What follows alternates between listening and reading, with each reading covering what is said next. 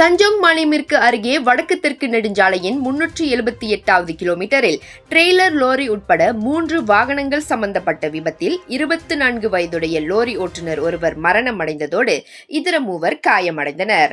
நேற்று மாலை மணி 3:57 அளவில் இச்சம்பவம் குறித்து அழைப்பு கிடைத்ததாக பேரா தீயணைப்பு மற்றும் மீட்புத்துறையின் நடவடிக்கை பிரிவுக்கான துணை இயக்குநர் சபருட்சி நூர் அஹ்மத் தெரிவித்தார்.